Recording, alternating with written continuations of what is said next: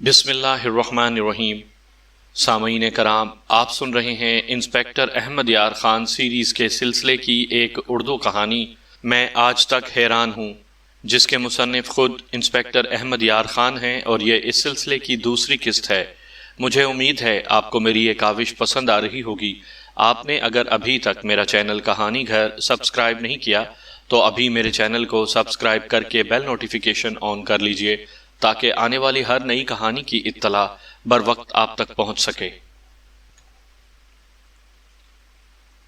میں جرائم پیشہ غنڈہ یا لوفر لفنگا نہیں ہوں، اس نے جواب دیا۔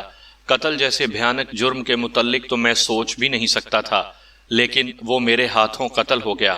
ایک تو یہ پاگل پن تھا جس نے مجھ سے قتل کرایا، قتل کر کے مجھ پر ایک اور ہی قسم کا پاگل پن سوار ہو گیا، ایسی بے چینی کہ مجھے اپنے اوپر قابو نہ رہا، حالانکہ مجھے بالکل یقین نہیں تھا کہ وہ مر گیا ہوگا۔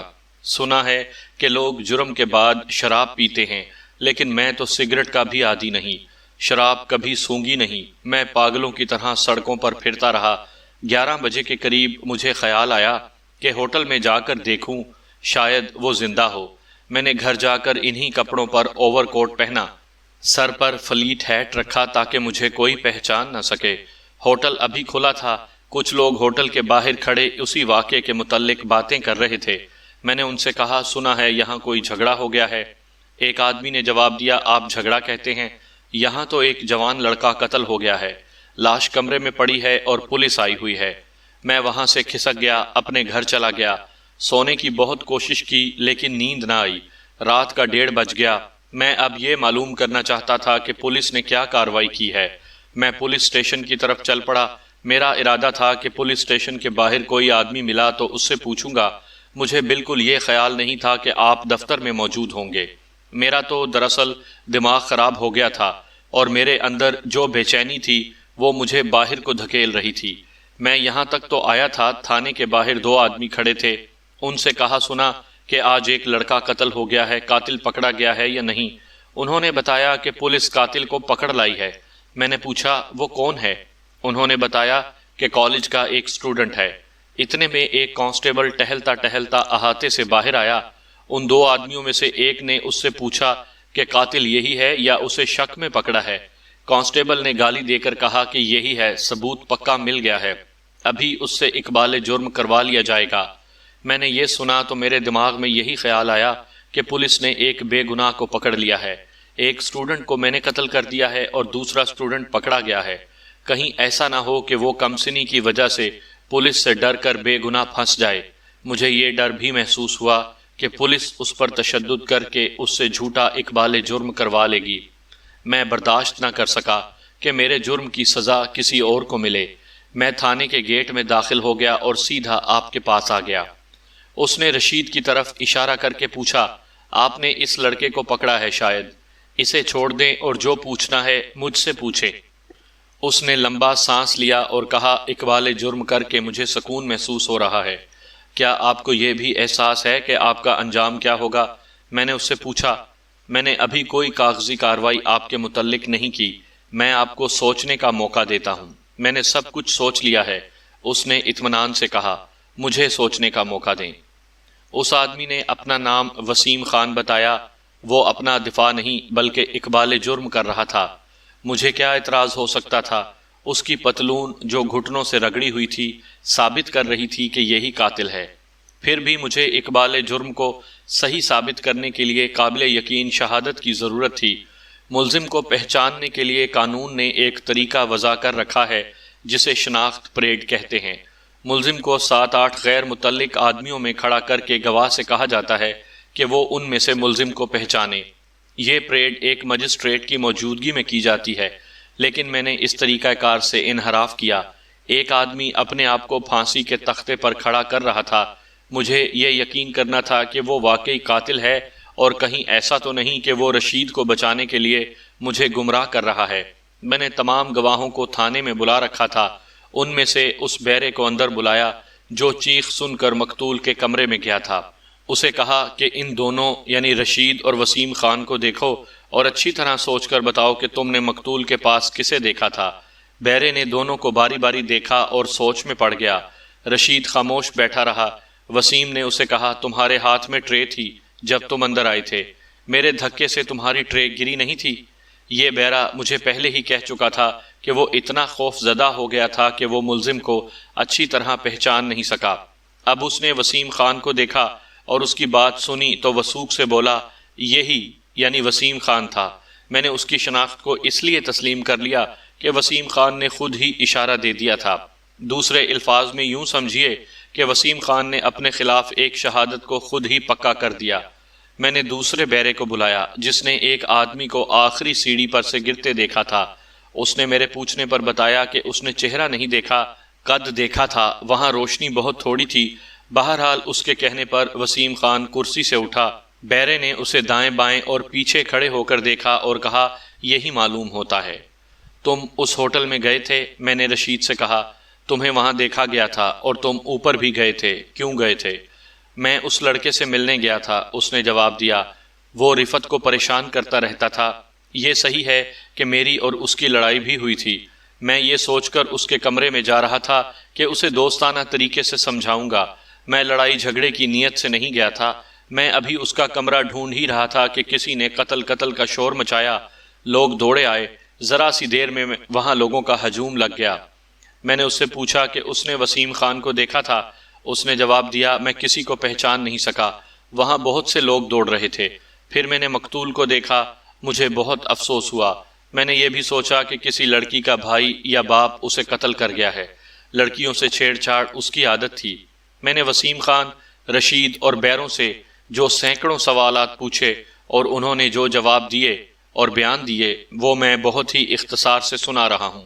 اگر اپنی تفتیش کی ساری کارروائی لکھوں تو 400 صفحوں کی کتاب بن جائے گی۔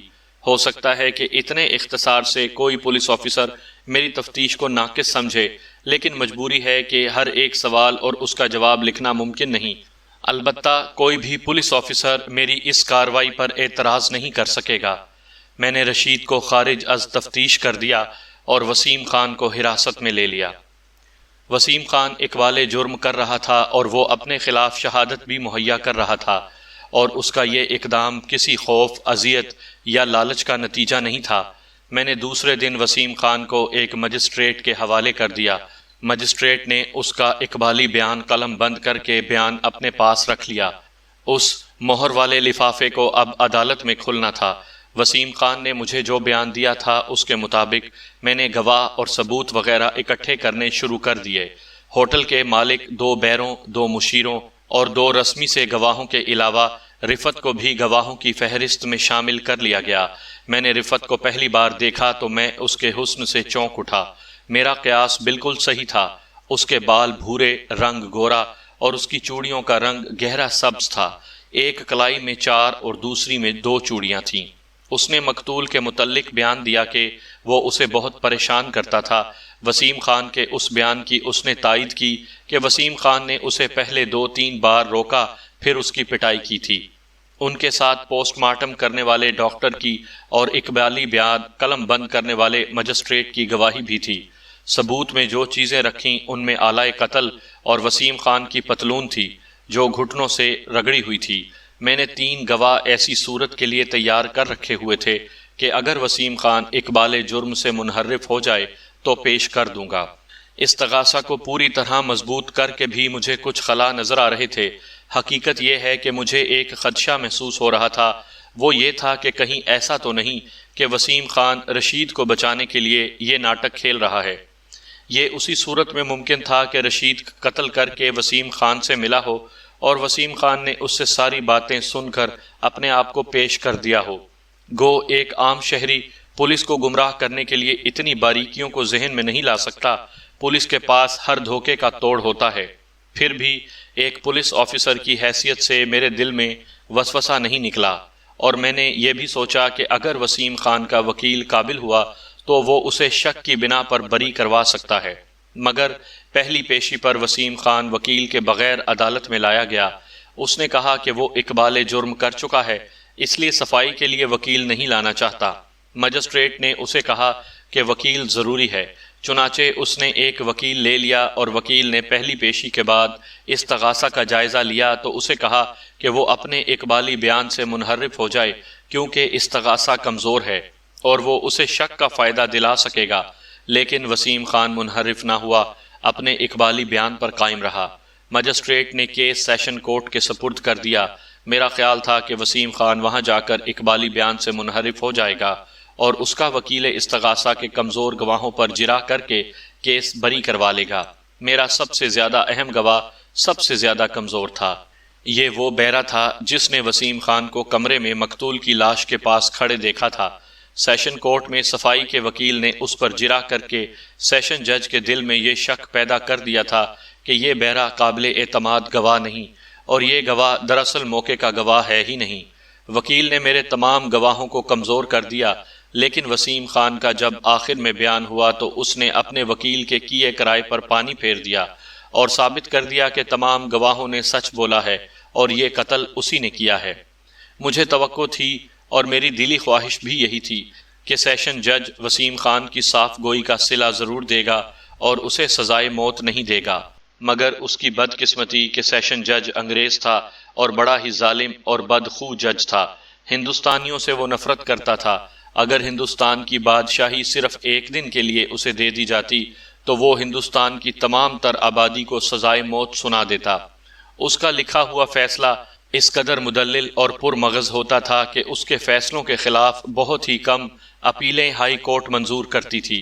وسیم خان کو بھی اس نے سزائے موت دے دی، جس کا مجھے بہت افسوس ہوا۔ پولیس والوں کو کسی کی سزا یابی پر افسوس نہیں ہوا کرتا، لیکن وسیم خان سے میں اتنا متاثر ہو گیا تھا کہ اس کی شخصیت میرے ذہن میں نقش ہو گئی۔ وسیم خان نے جب عدالت میں فیصلے کے یہ الفاظ سنے کہ اس فیصلے کے خلاف 1 ہفتے کے اندر اندر اپیل کی جا سکتی ہے تو اس نے انگریزی میں کہا، میں اس فیصلے کے خلاف اپیل نہیں کروں گا۔ رفت تقریباً ہر پیشی پر عدالت میں آتی تھی۔ رفت کا باپ اور رشید تو ہر پیشی پر ضرور موجود ہوتے تھے۔ مجھے پتا چلا کہ وہ وسیم کو مجبور کرتے رہتے تھے کہ وہ اقبالی بیان سے منحرف ہو جائے، مگر وہ کہتا کہ میں آخر میں جب اپنا بیان دوں گا تو تم سب حیران رہ جاؤ گے، مگر اس نے سزائے موت لے کر اعلان کر دیا کہ وہ اپیل نہیں کرے گا۔ رفت کے باپ نے ایک تجربے کار وکیل سے اپیل دائر کرائی لیکن بیکار گئی۔ ہائی کورٹ نے سزا بحال رکھی، پھر پھانسی کی تاریخ مقرر ہو گئی اور وسیم خان کو پھانسی دے دی گئی۔ قتل کا یہ کیس ان ہزارہا کیسوں میں سے ایک تھا جو ہر تھانے میں آتے اور عدالت میں جاتے تھے۔ کوئی بری ہو جاتا اور بہت سے سزائے موت یا عمر قید پا جاتے۔ یہ تو پولیس کا معمول ہوتا ہے۔ کیس آیا، ختم ہوا، ہمارے ذہن سے اتر گیا اور ہم دوسرے کیس کی تفتیش میں مصروف ہو گئے، لیکن وسیم خان میرے ذہن سے نہ اترا۔ وہ مجھے کئی بار یاد آیا اور میں نے اپنے آپ میں بے چینی سی محسوس کی۔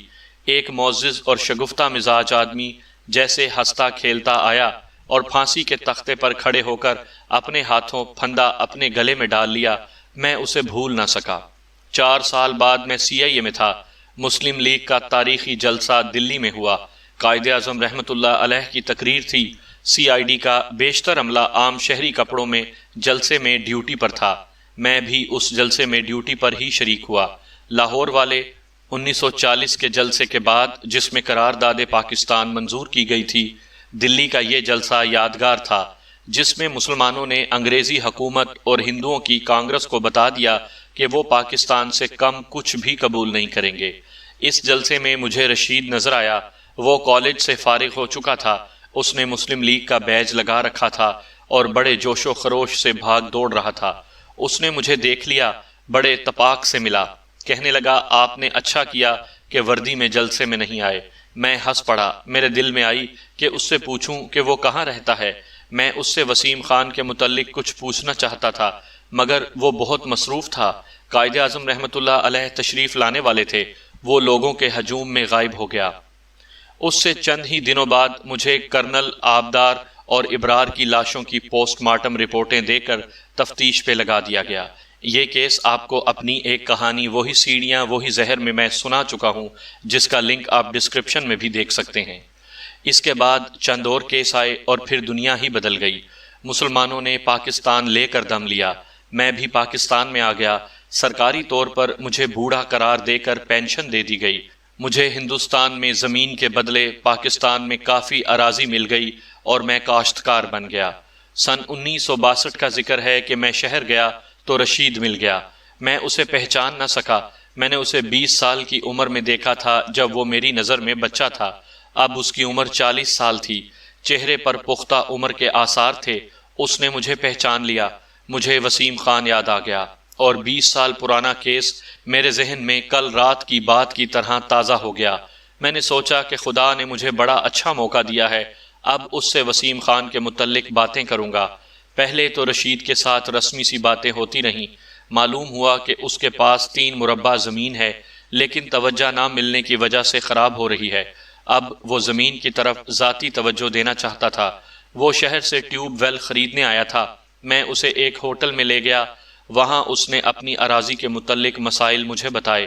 مجھے زراعت سے اتنا لگاؤ تھا کہ میں نے اسے کہا کہ وہ مجھے کبھی اپنی اراضی پر لے چلے، پھر میں اسے بتاؤں گا کہ وہاں کیا کرنا چاہیے اور ٹیوب ویل کی ضرورت ہے بھی یا نہیں۔ ہوٹل میں ہم اراضی اور زراعت کے متعلق ہی باتیں کرتے رہے۔ پھر ہم اگلی ملاقات کا پروگرام طے کر کے جدا ہو گئے۔ پروگرام کے مطابق میں چند دنوں بعد اس کے ہاں آ گیا۔ وہاں سے اس کی اراضی پر جانا تھا جو وہاں سے 80-90 میل دور تھی۔ میں اس کے گھر گیا۔ بہت خوبصورت کوٹھی تھی۔ اس کی بیوی ڈرائنگ روم میں آ گئی۔ اسے دیکھا تو میں بری طرح بدک گیا۔ میری آنکھیں ٹھہر گئیں۔ وہ رفت تھی۔ اس کی عمر 40 کے قریب تھی، لیکن مجھے ابھی تک 18-19 سال کی لڑکی لگتی تھی۔ 20 برسوں نے اس کا کچھ نہیں بگاڑا تھا۔ میں نے سوچا کہ اس لڑکی کی خاطر ایک نوجوان لڑکا قتل ہوا اور ایک معزز آدمی پھانسی پر چڑھ گیا۔ میں اسے السلام علیکم کہنا بھی بھول گیا۔ اس نے مسکرا کر سلام کہی تو میں حیرت سے بیدار ہو گیا۔ معلوم ہوتا تھا کہ رشید نے اسے بتایا نہیں تھا کہ میں آ رہا ہوں، یا میں وہی انسپیکٹر ہوں جس نے وسیم خان کو پھانسی چڑھوایا تھا۔ اس نے مجھے پہچانا نہیں۔ رشید نے کہا، تم نے پہچانا نہیں رفت؟ انسپیکٹر احمد یار خان ہیں یہ، وسیم خان کے کیس والے۔ رفت کے منہ سے آہ کی طرح نکلا، او، اور اس کا اتنا اچھا رنگ پھیکا پڑ گیا۔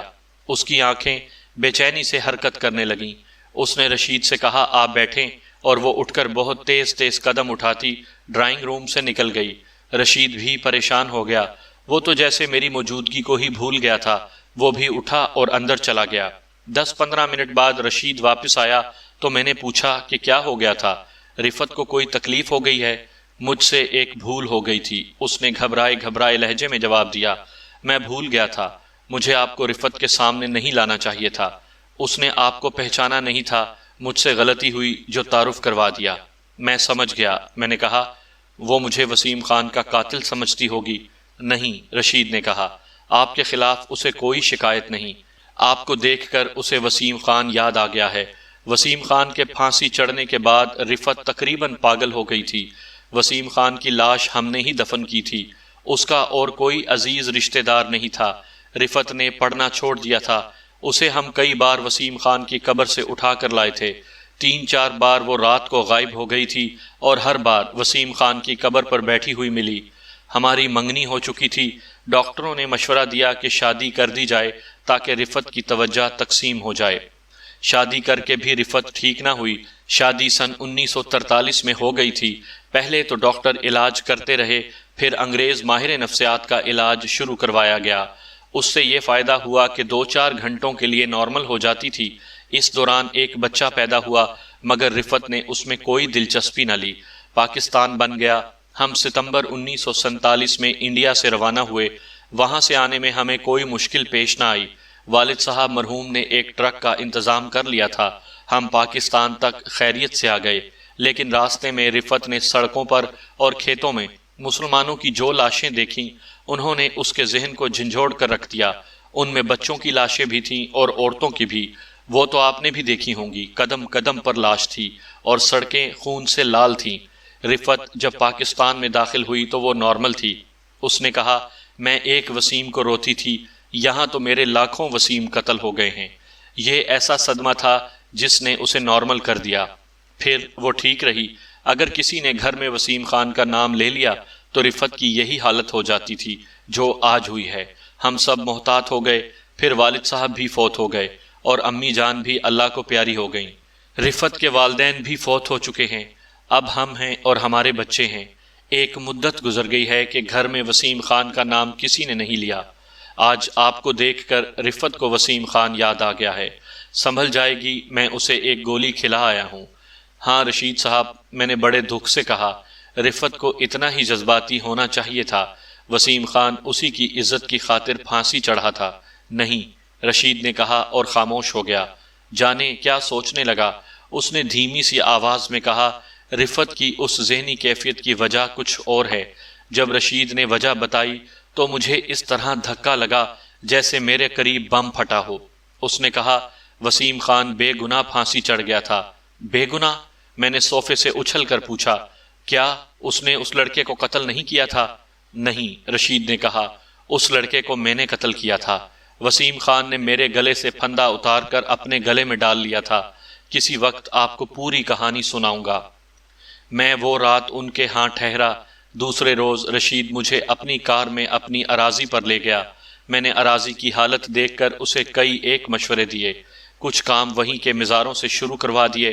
اس کے بعد میں اپنے چک میں واپس آ گیا۔ اپنے 2 تجربے کار اور ذہین مزارے رشید کو دے دیے۔ کئی بار شہر گیا، رشید سے ملا، اسے ساتھ لیا اور اس کی اراضی پر گئے۔ 3 مہینے صرف کر کے میں نے رشید کے تقریباً تمام زرعی مسائل حل کر ڈالے۔ ان 3 مہینوں میں میں ان کے ہاں 3 دن بھی رہا۔ رفت میرے ساتھ بے تکلف ہو گئی۔ اس نے مجھے ذہنی طور پر یہاں تک قبول کر لیا کہ اس کا وہ رد عمل نہ ہوا جو مجھے پہلے روز دیکھ کر ہوا تھا۔ پھر اس میں یہ تبدیلی بھی آئی کہ میرے پاس بیٹھ کر وسیم خان کی باتیں کرنے لگی۔ میں نے کرید کر اس سے ساری باتیں سن لیں۔ رشید نے بھی مجھے ساری بات سنا دی، اور اس طرح جو کہانی میرے سامنے آئی وہ جذبہ ایثار کی ایک غیر معمولی مثال ہے۔ میں یہ کہانی اپنے الفاظ میں پیش کرتا ہوں۔ رفت امیر گھرانے کی لڑکی ہے۔ اس کا خاندان ہندوستان کے اسی شہر کا رہنے والا تھا جہاں قتل کی واردات ہوئی تھی۔ رشید بھی امیر کبیر گھرانے کا فرد ہے۔ وہ اس شہر سے کچھ دور ایک قصبے کا رہنے والا تھا۔ اس شہر میں کالج میں پڑھتا اور ہاسٹل میں رہتا تھا۔ رفت لڑکیوں کے کالج میں پڑھتی تھی۔ رفت 2nd ایئر میں تھی، رشید 3rd ایئر میں۔ کسی طرح ان کا تعارف ہو گیا، پھر دونوں کی ملاقاتیں شروع ہو گئیں۔ دونوں آزاد خیال امیر گھرانے کے تھے، کوئی روک ٹوک نہیں تھی۔ کھلے بندوں ملتے رہے۔ رفت ہاسٹل میں اس کے کمرے میں بھی جاتی رہی۔ دونوں جذباتی تھے، عمر ہی ایسی تھی۔ رفت نے اپنی ماں سے رشید کا ذکر کیا۔ ماں نے اسے کہا کہ وہ رشید کو گھر لائے۔ رشید ان کے گھر گیا تو رفت کی ماں کو وہ اچھا لگا۔ پھر اس کا تعارف رفت کے والد صاحب سے ہوا۔ اس کے بعد رشید رفت کے گھر آنے جانے لگا۔ چھٹیوں میں رشید اپنے گھر گیا تو رفت اور اس کے خاندان کا ذکر اپنے والدین سے کیا۔ اس کے والد صاحب شہر میں آئے تو رشید انہیں رفت کے گھر لے گیا۔ دونوں کے والد صاحبان ایک دوسرے میں گھل مل گئے۔ پھر ان کی ملاقاتیں شروع ہو گئیں اور رشید اور رفت کی منگنی ہو گئی۔ دونوں کالج میں پڑھتے رہے۔ ایک روز رفت رشید کے ہاسٹل میں گئی اور اسے کہا کہ دریا کے کنارے چلتے ہیں۔ رشید اسے دریا پر لے گیا۔ تھوڑی دیر کشتی کی سیر کی، پھر دریا کے کنارے ٹہلتے ٹہلتے ذرا دور نکل گئے اور پھر پھوار پڑنے لگی۔ وہ درختوں کے نیچے جا کھڑے ہوئے۔ قریب ہی کہیں سے انہیں کسی کے گانے کی دھیمی دھیمی اور بڑی ہی سریلی آواز سنائی دی۔ وہ سمجھے کہ کوئی ملاح یا ماہی گیر ہوگا۔ وہ اس طرف چلے گئے۔ وہاں قدرتی بیلوں نے 2-3 درختوں پر چڑھ کر ایک کمرہ سا بنا رکھا تھا۔ وہاں ایک خوش وضع اور خوش پوش آدمی کھڑا گا رہا تھا۔ رشید اور رفت جھینپ گئے اور گانے والا چپ ہو کر مسکرا دیا۔ اس نے کہا، یہیں آ جائیں، میں بھی پھوار سے چھپا کھڑا ہوں۔ آپ دونوں اسٹوڈنٹ ہیں؟ رفت نے اپنا اور رشید کا تعارف کرایا اور اس آدمی نے اپنا نام وسیم خان بتایا۔ رفت کہتی ہے کہ جب وسیم خان اور اس کی آنکھیں آمنے سامنے ملیں تو وسیم خان کی مسکراہٹ یک لخت غائب ہو گئی اور اس کا چہرہ اس طرح اداس ہو گیا جیسے چاند پر بادل آ گیا ہو۔ یہ تبدیلی اتنی نمایاں تھی کہ رفت پریشان سی ہو گئی۔ وسیم خان نے اس سے پوچھا، آپ کہاں کی رہنے والی ہیں؟ رفت نے اسے بتا دیا۔ وسیم خان گہری سوچ میں کھو گیا۔ رشید نے یہ کہانی سناتے ہوئے اپنے اس وقت کے تاثرات ان الفاظ میں بیان کیے۔ وسیم خان رفت کو دیکھتے ہی سنجیدہ ہو گیا اور میں سمجھا کہ یہ رفت کی خوبصورتی کا اثر ہے۔ اسے جو کوئی دیکھتا ہے کچھ دیر دیکھتا ہی رہتا ہے۔ وسیم خان کے متعلق بھی میں نے ایسی ہی رائے قائم کی۔ اسے تو جیسے یہ خیال ہی نہیں رہا تھا کہ میں بھی وہاں موجود ہوں۔ وہ صرف رفت سے اس کے خاندان اور حسب نسب کے متعلق پوچھتا رہا۔ رفت نے جب اپنے والد صاحب کا نام بتایا تو وسیم خان کے منہ سے آہ سی نکل گئی، اس کی آنکھیں قدرے سرخ ہو گئیں، اس نے سر جھکا لیا اور وہ ٹہلتے ٹہلتے اوٹ سے نکل کر پھوار میں جا کھڑا ہوا۔ میں نے رفت سے آہستہ سے کہا، شاعر معلوم ہوتا ہے، لیکن وہ اسے دلچسپی سے دیکھ رہی تھی۔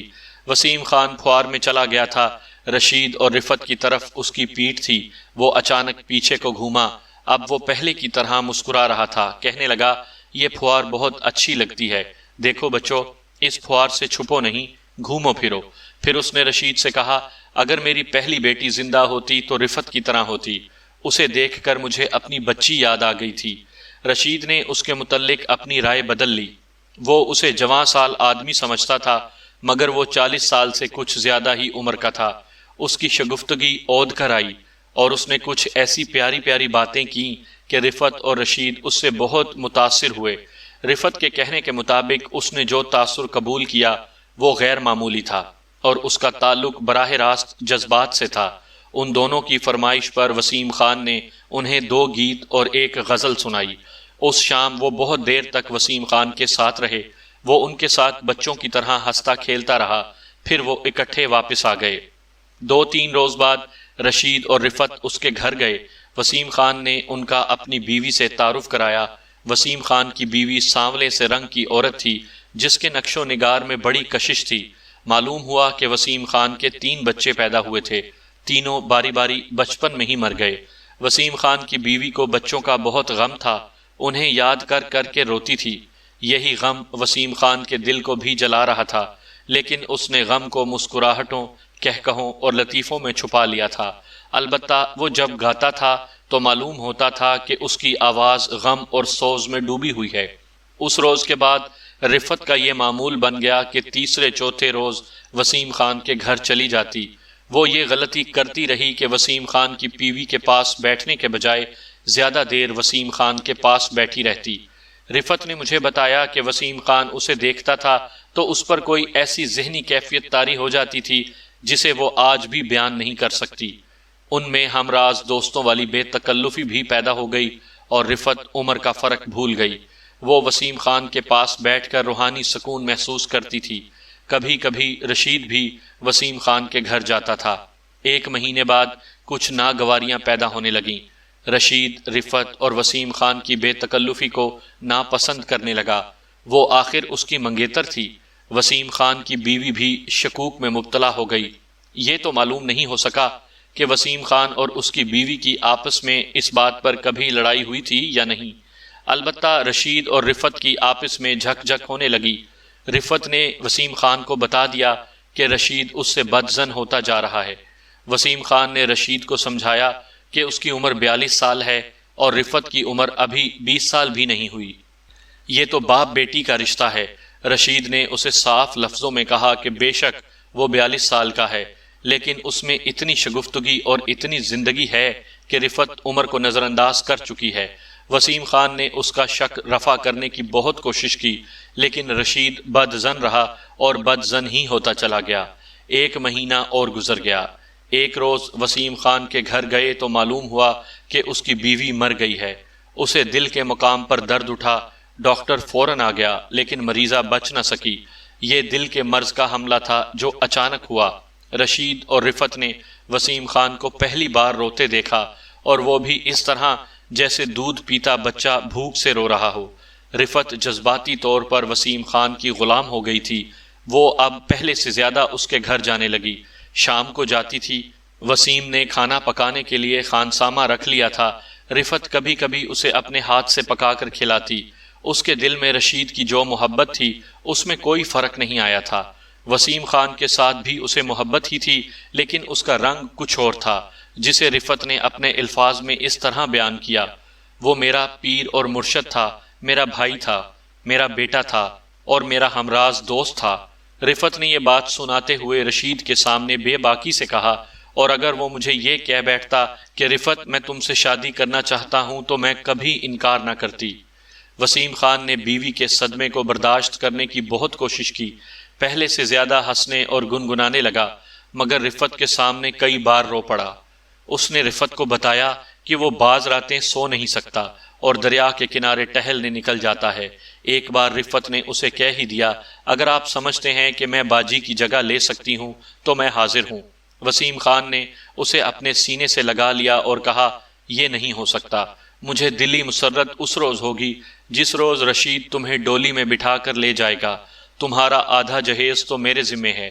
جب تمہاری شادی کا دن مقرر ہو جائے گا تو تم سے اور رشید سے پوچھوں گا کہ تمہارے لیے کیا کچھ بناؤں۔ میرا اب دنیا میں کون ہے؟ رفعت نے یہ ساری باتیں رشید کو بتائیں، لیکن رشید کا دل صاف نہ ہو سکا۔ رشید جذباتی اور زود رنج تھا۔ اس نے ایک روز رفعت سے یہاں تک کہہ دیا، تم مجھے دھوکے میں نہ رکھو رفعت، تمہیں اب وسیم خان اور مجھ میں سے انتخاب کرنا ہوگا۔